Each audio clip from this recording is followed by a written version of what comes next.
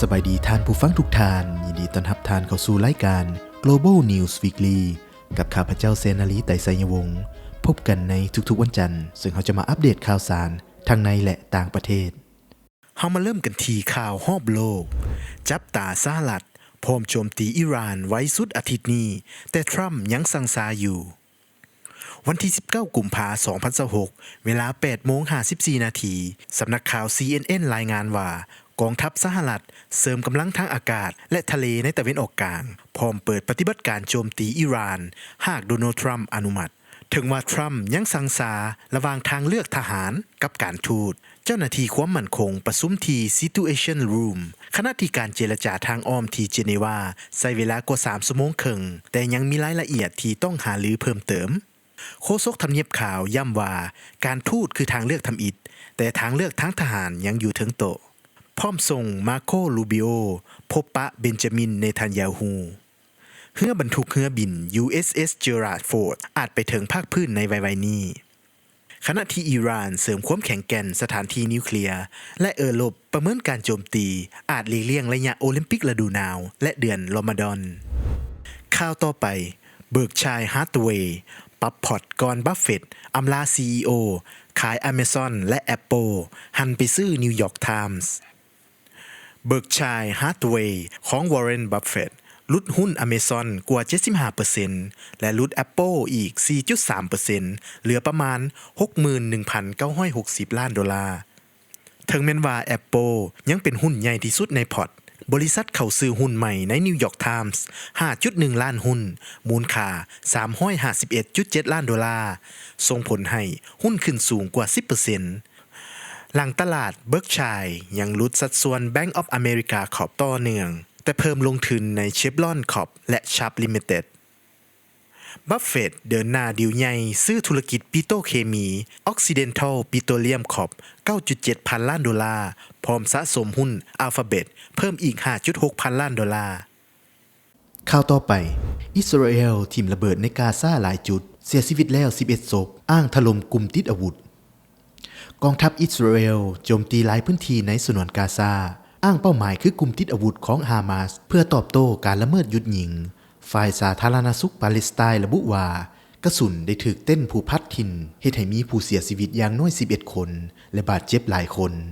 ทั้ง2ฝ่ายกล่าวหาว่าอีกฝ่ายละเมิดข้อตกลงหยุดยิงที่มีผลตั้งแต่10ตุลาปีก่อนโดยยอดผู้เสียชีวิตสะสมเกิน600คน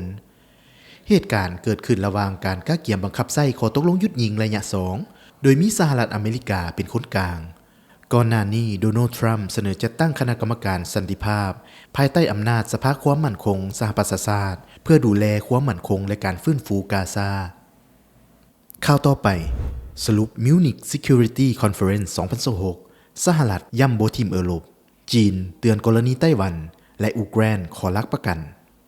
การประชุม Munich Security Conference จัดขึ้นที่ Bayerischer-Hof ในนครมิวนิกประเทศเยอรมันรวมผู้นำอย่างมาโคลูเบโรวังยี่อูซูราวันเดเลน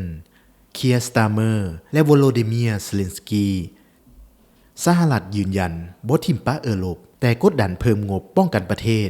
ขณะที่จีนเตือนอย่าแยกต้องโซ่การสนองและซี้ว่าไต้หวันคือเส้นแดงยุโรปส่งสัญญาณปรับตัวรับระเบียบโลกใหม่ยกระดับศักยภาพป้องกันตนเองท่ามกลางกระแสสงครามรัสเซียยูเครน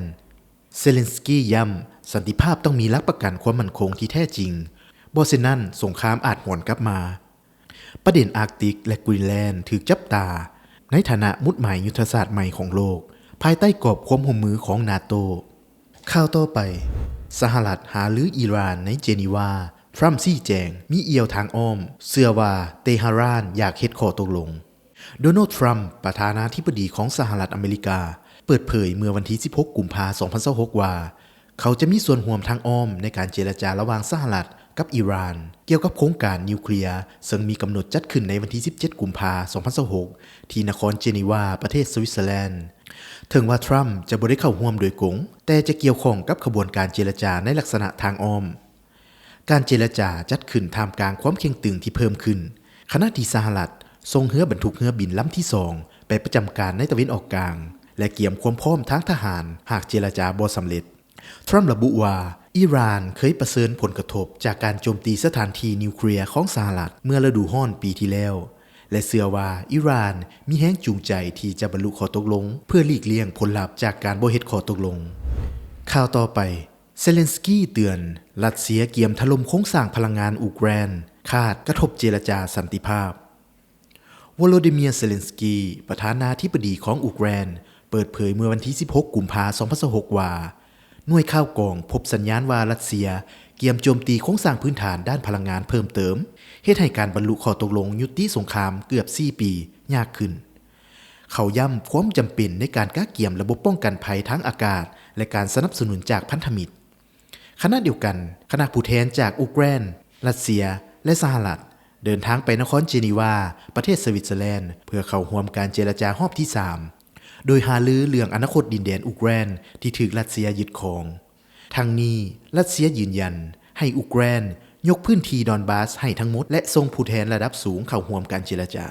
ขณะที่2รอบก่อนหน้านี้ในสหรัฐอาหรับเอมิเรตส์ถึงว่าจะมีการแลกเปลี่ยนเสลยศึกแต่ยังบ่มีความคืบหน้าในการเฮ็ดข้อตกลงยุติสงครามข่าวต่อไปทรัมป์อยากให้ดอลลาร์อ่อนค่ากลายเป็นการหนุนซวยสีผลักดันหยวนเป็นเงินตราโลกความเชื่อมั่นในเงินดอลลาร์ลดลงจากที่ทรัมป์ย้ำว่าการอ่อนค่าของสกุลเงินช่วยเสริมความสามารถการแข่งขันของอุตสาหกรรมสหรัฐขณะเดียวกันจีนเผยแพร่แนวคิดของสีจิ้นผิงว่าความแข็งแกร่งของสกุลเงินเป็นสิ่งที่จำเป็นควบคู่กับการพัฒนาอุตสาหกรรมและเทคโนโลยีของประเทศซึ่งระหว่างนี้จีนกำลังเล็งผลักดันเงินหยวนสู่สกุลเงินสากลเพื่อลดการพึ่งพาดอลลาร์และเสริมอำนาจชาติสีจิ้นผิงระบุความแข็งแกร่งของสกุลเงินเป็นแกนกลางของพลังอำนาจและความเข้มแข็งของประเทศจีนขยายการใช้หยวนในธุรกรรมการค้าการสำนักเงินระหว่างประเทศและสร้างโครงสร้างพื้นฐานคู่ขนานเพื่อลดความเสี่ยงมาตรการควบคุมเงินทุนและความเสถียรภาพยังคงถูกเน้นย้ำเพื่อรักษาความเชื่อมั่นในสกุลเงินการเปลี่ยนแปลงเกิดขึ้นแบบค่อยเป็นค่อยไปปรับสมดุลโลกการเงินโดยบ่ล้มล้างดอลลาร์ทันทีต่อไปเป็นข่าวอาซีซานาเอะทาคาอิจิได้รับเลือกเป็นนายกรัฐมนตรีของญี่ปุ่นอย่างเป็นทางการสภาผู้แทนราษฎรญี่ปุ่นมีมติเลือกซานาเอะทาคาอิจิเป็นนายกรัฐมนตรีอย่างเป็นทางการหลังพรรค LDP ชนะเลือกตั้ง8กุมภาพันธ์กวดเอา316จาก465บนนั่งชนะโหวตทั้งสภาลุม354เสียงและสภาสูง125ต่อ65พร้อมยังคงรักษารัฐมนตรีหลักเซนโทชิมิสึโมเตกิและชินชิโร่โกอิซุมิเพื่อความต่อเนื่องนโยบายเด่นคือมาตรการการเงินแบบขยายตัวและโจะการเก็บภาษีบริโภคสินค้าอาหาร2ปีเพื่อลดภาระค่าครองชีพรัฐบาลผสมกับพรรคนวัตกรรมญี่ปุ่นมีความแข็งแกร่งหลายขึ้นขณะที่ฝ่ายค้านเหลือบ่นั่งลดลงหลายวาระเร่งด่วนของสภาคือการพิจารณางบประมาณปี2026ก่อนเริ่มปีงบประมาณในเดือนเมษายนข่าวต่อไปจีนประกาศยกเว้นภาษีน้ำเข้า53ชาติแอฟริกาเริ่ม1พฤษภาคมนี้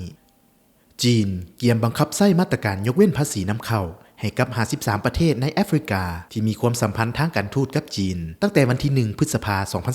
2026ตามการรายงานของ CCTV มาตรการนี้สอดคล้องกับการประชุมสุดยอดสหภาพแอฟริกาที่นครแอดดิสอาบาบาประเทศเอธิโอเปียพร้อมสุกยูขอตกลงหุ้นส่วนทางเศรษฐกิจและช่องทางสีเขียวเพื่ออำนวยความสะดวกในการนำเข้าสินค้ากสิกรรมจากแอฟริกาแอนโตนิโอ กูเตเรสย่องยอมาตรการภาษี 0% ของจีนและเรียกร้องให้ประเทศพัฒนาแล้วดำเนินนโยบายคล้ายๆกันเพื่อสนับสนุนเศรษฐกิจโลกโดยย้ำว่าแอฟริกาบ่ควรถูกลงโทษด้วยนโยบายการค้ากีดกันในระยะที่ประเสริญความลำบากทางเศรษฐกิจข่าวต่อไปอาดานียักษ์ใหญ่อินเดียทุ่ม 100,000 ล้านดอลลาร์สร้าง Data Center ห้องหับ AI ภายในปี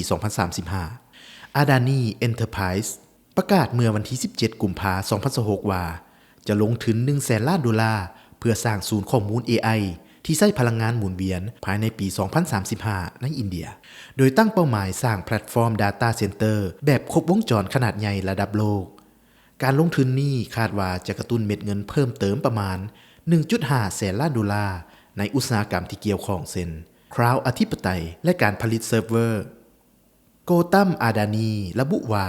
บริษัทกำลังพัฒนาโครงสร้างพื้นฐาน AI ครบวงจรเพื่อเสริมอธิปไตยทางเทคโนโลยีของประเทศ ก่อนหน้านี้ Google ได้ประกาศลงทุนศูนย์ข้อมูล AI ในรัฐอันธรประเทศและอาจจะสร้างโอกาสลงทุนให้กับ Adani Connex ซึ่งร่วมมือกับ Ace Connex ขณะเดียวกันหุ้นของ Adani Enterprise ปรับตัวเพิ่มขึ้น 2.4% ท่ามกลางความคาดหวังต่อการเติบโตของโครงสร้างพื้นฐาน AI ในอินเดียต่อไปเป็นข่าวอาซีตะวันออกเฉียงใต้สิงคโปร์เปิดงบปี 2026 สู่มาตรการหนุน AI ให้สิทธิ์หักภาษี 400% และเสริมทักษะแรงงานรัฐบาลสิงคโปร์เปิดงบประมาณปี 2026 เน้นสุกยู AI ผ่านมาตรการภาษี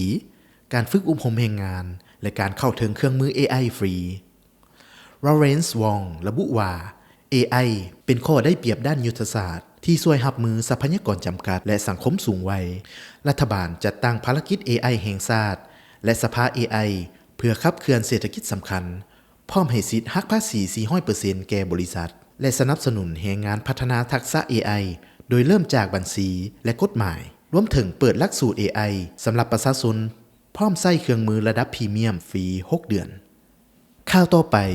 เวียดนามถูก EU ขึ้นบัญชีเป็นแหล่งลบหลีกภาษีเกียมเข้มงวดธุรกรรมรัฐมนตรีการเงินของกลุ่ม EU ประกาศปรับรายชื่อ Tax Haven โดยเพิ่มเวียดนามและหมู่เกาะเติร์กและเคคอสเข้าและถอดฟิจิซามัวและตรีนิแดดและโตเบโกออกประเทศที่อยู่ในรายชื่อประเสริญความเสี่ยงเรื่องชื่อเสียงและการกวดสอบธุรกรรมทางการเงินและการสูญเสียสิทธิ์รับเงินสนับสนุนจาก EU การปรับครั้งนี้สะท้อนมาตรการส่งเสริมธรรมาภิบาลภาษีตามมาตรฐานระหว่างประเทศปัจจุบัน EU ระบุ Tax Haven ทั้งหมด 10 แห่งได้แก่อเมริกาซามัวแองกิลากวมปาเลาปานามารัสเซียหมู่เกาะเติร์กและเคคอสหมู่เกาะเวอร์จินสหรัฐวานูอาตูและเวียดนาม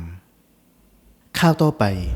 ผู้นำสูงสุดเวียดนามตอบรับคำเชิญจากทรัมป์บินร่วมประชุมคณะกรรมการสันติภาพนัดทำอิฐที่วอชิงตัน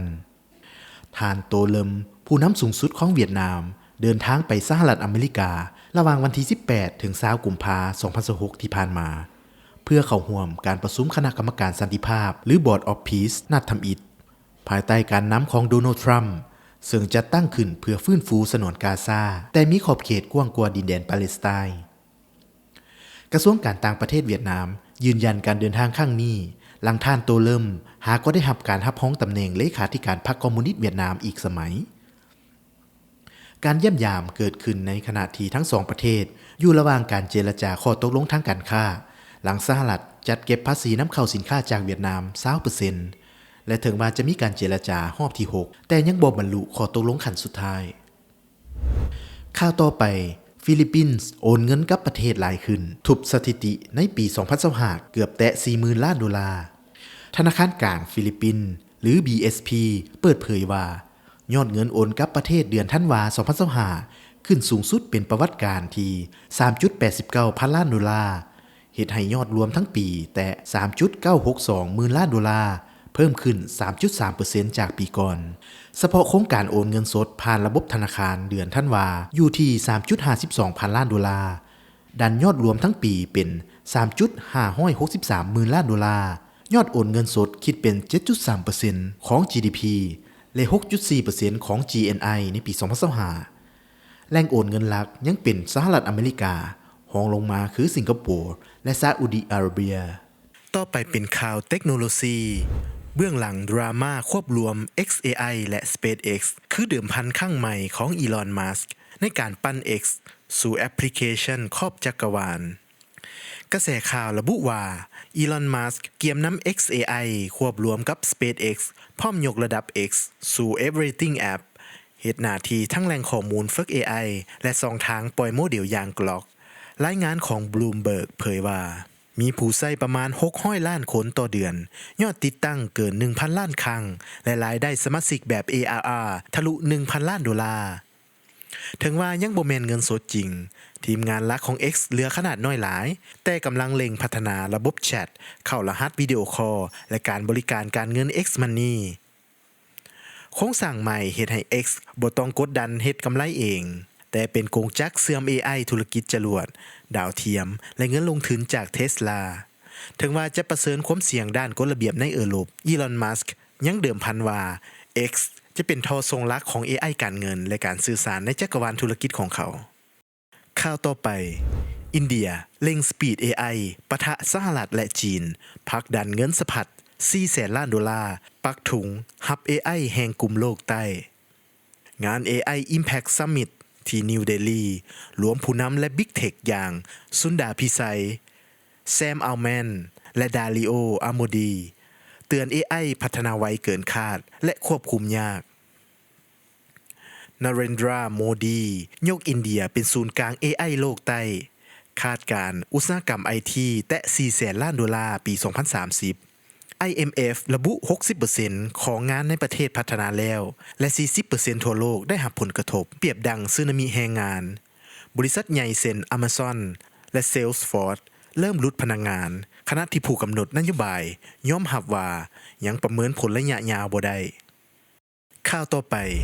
ครั้งทำอิฐในประวัติศาสตร์ Apple ประกาศจัดอีเวนต์ใหญ่ 3 เมืองทั่วโลก 4 มีนาคาดเปิดตัว iPhone 17e Apple Inc. ประกาศจัดงานอีเวนต์พิเศษครั้งทำอิฐของปี 2026 ในวันที่ 4 มีนาพร้อมกันในนิวยอร์ก ลอนดอน และเชียงไฮ้เวลา 9 โมงตามเวลาฝั่งตะวันออกสหรัฐหรือเวลา 21 โมงตามเวลาในลาวไฮไลท์สำคัญคือการเปิดตัว iPhone 17e รุ่นราคาประหยัดเริ่มต้น$599และต่อยอดความสำเร็จจาก iPhone 16e นอกจากนี้ Apple เกียมเปิดตัว MacBook และ iPad รุ่นอัปเกรดชิปใหม่เพื่อยกระดับการเฮ็ดเวียกร่วมกับระบบ Apple Intelligence การจัดงานพร้อมกันใน 3 เมืองใหญ่ถือเป็นการแหวกแนวทางเดิมของ Apple ที่ปกติจะเปิดตัวสินค้าที่ Apple Park ในเดือนกันยาของทุกๆปีข่าวต่อไป 7-Eleven บุกออสเตรเลียลองทางใช้โมเดลแบบญี่ปุ่นก่อนขยายธุรกิจทั่วโลก 7&i Holding ซื้อกิจการ 7-Eleven ในออสเตรเลียมูลค่า 1,700 ล้านดอลลาร์ออสเตรเลียหรือประมาณ 1,200 ล้านดอลลาร์สหรัฐในปี 2024พร้อมปรับโมเดลห้างสะดวกซื้อญี่ปุ่นให้เข้ากับท้องถิ่นซินอาเบะระบุว่าออสเตรเลียเป็นพื้นที่ทดสอบศักยภาพและสูตรสำเร็จก่อนขยายตลาดไปเอโรปและลาตินอเมริกาโดยถึงว่ายอดขายคิดเป็นเพียง 3.5% ของกลุ่มแต่มีความสำคัญด้านยุทธศาสตร์บริษัทตั้งเป้าหมายขยายธุรกิจไปอีก10ประเทศเป็น30ประเทศในทศวรรษหน้าพร้อมปรับโมเดลแฟรนไชส์ไปสู่การถือของกิจการโดยกงเพื่อควบคุมการดำเนินงานใกล้ชิดยิ่งขึ้นตลาดออสเตรเลียสะท้อนความท้าทายค่ายสหรัฐทางด้านประสบการณ์หน้าห้านและต้องโซ่การสนองขณะเดียวกัน 7&i Holdings กำลังปรับโครงสร้างใหญ่ในญี่ปุ่นและสหรัฐหลังปฏิเสธขอเสนอซื้อกิจการ 43,200 ล้านดอลลาร์จากอาลิมังตาซิองกุตตาในปี 2024ข่าวต่อไปการประชุมซัมมิต AI อินเดียครั้งทำอิฐที่นิวเดลีดึงแขกระดับโลกเข้าร่วมในระหว่างวันที่ 17 ถึง 20 กุมภาพันธ์การประชุมซัมมิต AI อินเดียครั้งทำอิฐที่นครหลวงนิวเดลีมีผู้เข้าร่วมกว่า 250,000 คนและแขกระดับโลกเช่นมาครงบิลเกตแซมอัลแมนและซันดาพิไซแต่วันทำอิฐเกิดความวุ่นวายตั้งแต่คิวเข้างานยาวอากาศร้อนและมาตรการกวดสอบความปลอดภัยเข้มงวดเฮ็ดให้โซนบูธปิดชั่วคราวหลายชั่วโมงและอุปกรณ์ไฮเทคบางส่วนสูญหายผู้จัดบูธหลายๆวิจารณ์ความบ่ชัดเจนของคำสั่งด้านความปลอดภัยถึงว่าแนวนั้นบิลเกตเข้าร่วมและส้มโครงการ AI ของมูลนิธิเกตฟาวเดชั่นที่รัฐอานธาประเทศโดยวันที่ 19 ถึง 20 กุมภาพันธ์เป็นช่วงปาฐกถาและประชุมระดับสูงอินเดียมีเป้าหมายวางตัวเองเป็นศูนย์กลาง AI ของโลกขณะที่ปัญหาเรื่องการเข้าพื้นที่และความปลอดภัยสร้างความสับสนแก่ผู้เข้าร่วมจำนวนหลายข่าวต่อไป Nvidia เซ็นดีลรายปีขายชิป AI หลายล้านตัวให้ Meta บุกตลาด CPU แข่ง Intel และ AMD Nvidia ประกาศดีลรายปีกับ Meta Platforms เพื่อจำหน่ายชิป AI หลายล้านตัวครอบคลุมทั้งรุ่นปัจจุบัน Blackwell และรุ่นใหม่ Rubin ที่กำลังพัฒนาข้อตกลงยังรวมถึง CPU รุ่น Grace และ Vera ซึ่งพัฒนาถึงเทคโนโลยีของ ARM Holdings เพื่อบุกตลาด Data Center การเคลื่อนไหวนี้สะท้อนการขยายธุรกิจ CPU แข่งขันกับ Intel และ Advanced Micro Device Meta กำลังพัฒนาชิป AI ของตนเอง และหารือกับ Google เรื่องการใช้ชิป TPU Nvidia ระบุว่า CPU Grace ใช้พลังงานต่ำกว่าชิปทั่วไปถึงครึ่งหนึ่งและ Vera จะยิ่งเพิ่มประสิทธิภาพสำหรับงาน Data Center ขั้นสูงข่าวต่อไป Microsoft ประกาศแผนลงทุนครั้งใหญ่เสริมความแข็งแกร่ง AI กลุ่มประเทศ Global South Microsoft ประกาศลงทุน 50,000 ล้านดอลลาร์ภายในท้ายทศวรรษเพื่อขยายขีดความสามารถด้าน AI ในกลุ่มประเทศกำลังพัฒนา Global South ระหว่างการประชุมสุดยอด AI ที่นิวเดลีแผนนี้ต่อยอดจากคำมั่นสัญญาเดิมในภาคพื้นขณะเดียวกัน Microsoft Nvidia และ Amazon กำลังเจรจาลงทุนรวมสูงสุด 60,000 ล้านดอลลาร์ใน OpenAI ผู้พัฒนา ChatGPT เพื่อสนับสนุนการขยายธุรกิจ AI และศูนย์ข้อมูลรอบการระดมทุนนี้จะเฮ็ดให้ OpenAI มีมูลค่า 8.3 แสนล้านดอลลาร์โดย Nvidia พิจารณาลงทุนสูงสุด 30,000 ล้านขณะที่ Microsoft และ Amazon อยู่ระหว่างการพิจารณาลงทุนหลายพันล้านดอลลาร์เช่นกันต่อไปเป็นข่าวภายในประเทศการไปปอนบัตรเลือกตั้งเป็นสิทธิและพันธะของพลเมืองลาววันที่22กุมภาพันธ์2026ที่ผ่านมาเป็นมือปอนบัตรเลือกตั้งเอาผู้แทนสภาแห่งชาติสุดที่10และผู้แทนสภาประชาชนขันแขวงสุดที่5พลเมืองลาวที่มีอายุแต่18ปีขึ้นไปได้ไปปอนบัตรคัดเลือกเอาผู้แทนสภาแห่งชาติและสภาขันแขวงตามสิทธิพันธะและหน้าที่พื้นฐานนอกจากนั้นการปอนบัตรเลือกตั้งยังถือเป็นเหตุการณ์การเมืองสำคัญสูงสุดของชาติซึ่งหมายถึงการเลือกเอาผู้ต่างหน้าประชาชนบรรดาเผ่าที่จะไปนั่งค้นคว้าปรึกษาหรือตัดสินปัญหากำหนดชะตากรรมเส้นทางเดินของชาติในการพัฒนาเศรษฐกิจสังคมของประเทศในระยะ5ปีต่อหน้า2026ถึง2030ข่าวต่อไปปกส.นครหลวงเวียงจันทน์แจ้งให้มารับบัตรประจำตัวดิจิตอลสำหรับผู้ที่มาเฮ็ดในวันที่27ตุลาถึง31ธันวาคม2025ในวันที่12กุมภาพันธ์2026กองบัญชาการปกส.นครหลวงเวียงจันทน์ออกแจ้งการให้เข้ามาผูกพันเอาบัตรประจำตัวดิจิตอลอยู่กองบัญชาการปกส.นครหลวงเวียงจันทน์รายละเอียดดังนี้ 1. บรรดาทานพนักงานราชการ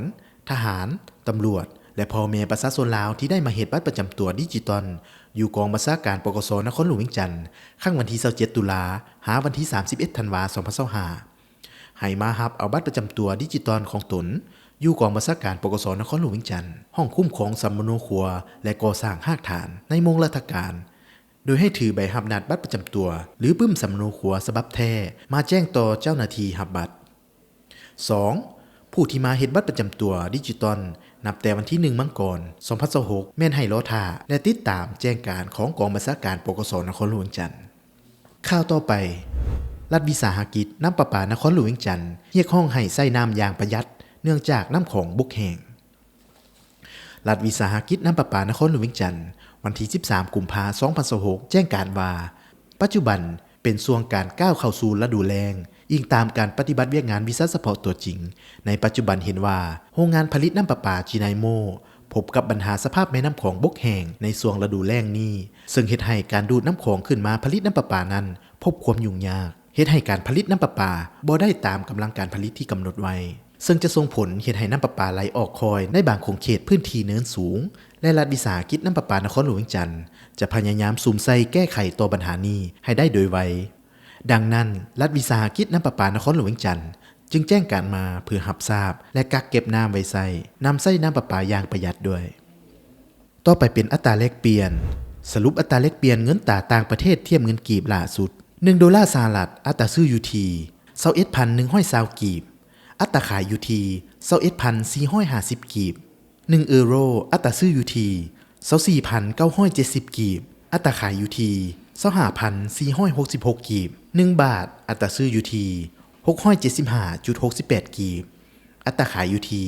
682.70กีบ1หยวนอัตราซื้ออยู่ที่3,040กีบอัตราขายอยู่ที่3,090กีบ1เยนอัตราซื้ออยู่ที่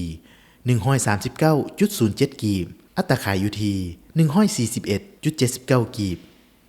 ต่อไปเป็นราคาทองคำราคาทองคำลดลงต่อเนื่องหลังความเสี่ยงภูมิศาสตร์รัฐศาสตร์ผ่อนคลายและดอลลาร์แข็งค่าราคาทองคำสปอตลดลง 0.8% เหลือ 4,953.90 ดอลลาร์ต่อออนซ์ส่วนสัญญาล่วงหน้าสหรัฐเดือนเมษายนลดลง 1.5% อ อยู่ที่ 4,972.90 ดอลลาร์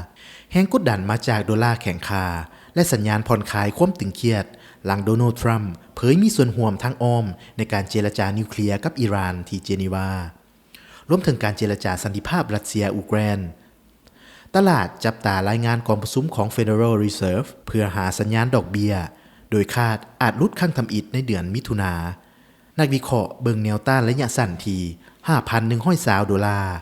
หากผ่านได้อาจทดสอบ 5,600 ดอลลาร์อีกครั้งโลหะมีค่าอื่นลดลงตามทั้งเงินแพลตินัมและพาราเดียมปรับลดลงพร้อมกันราคาสปอตคำแทงมีแนวต้านอยู่ที่ 5,000 5,050 และ 5,100 และมีแนวหับอยู่ที่ 4,930 4,890 และ 4,700 ต่อไปเป็นราคาน้ำมันราคาน้ำมันเปลี่ยนแปลงเพียงเล็กน้อยในการซื้อขายอาซีในอาทิตย์ที่ผ่านมาหลังจากลดลงเกือบ 2% ในเซสชั่นก่อนหน้าเนื่องจากสัญญาณความคืบหน้าในการเจรจานิวเคลียร์สหรัฐและอิหร่านช่วยบรรเทาความกังวลเกี่ยวกับการหยุดชะงักของการสนองและลดพรีเมียมความเสี่ยงสัญญาซื้อขายล่วงหน้าน้ำมันดิบแบรนท์ที่หมดอายุในเดือนเมษายนปรับตัวขึ้น 0.1% ไปที่ 67.51 ดอลลาร์ต่อบาร์เรลขณะที่สัญญาซื้อขายล่วงหน้าน้ำมันดิบเวสต์เท็กซัสอินเตอร์มีเดียตก็ปรับตัวขึ้น 0.1% ไปที่ 62.40 ดอลลาร์ต่อบาร์เรลต่อไปเป็นราคาบิตคอยน์ราคาบิตคอยน์ปัจจุบันอยู่ที่ 68,652.10 USDT ต่อบิตคอยน์24ชั่วโมงขึ้นสูงสุด 70,088.10 USDT ต่อบิตคอยน์24ชั่วโมงต่ำสุด 67,266.90 USDT ต่อบิตคอยน์ต่อไปเป็นข่าวกีฬา Real Madrid บุกชนะเบนฟิก้า 1-0 ในยูฟ่าแชมเปี้ยนส์ลีกรอบเพลย์ออฟนัดทำอิฐจากประตูของวินิซิอุสจูเนียร์เกมหยุดเกือบ10นาทีหลังแฟนเจ้าถิ่นห้องเพลงเหยียดผิวและโซเซ่มูรินโญ่กุนซือเบนฟิก้าถูกใบแดงจากการประท้วงผู้ตัดสินชัยชนะนี้เฮ็ดให้ลาซาสุดขาวได้เปรียบก่อนนัด2ที่ซานดิเอโกเบนาเบลในวันที่25กุมภาพันธ์ 2026และทั้งหมดนี้คือเนื้อหาข้อมูลข่าวสารที่เฮาเอามานำเสนอแล้วพบกันใหม่ในทุกเช้าของวันจันทร์สำหรับมื้อนี้ข้าพเจ้าแสนนฤทัยไสยวงศ์ขอลาท่านผู้ฟังไปก่อนสบายดี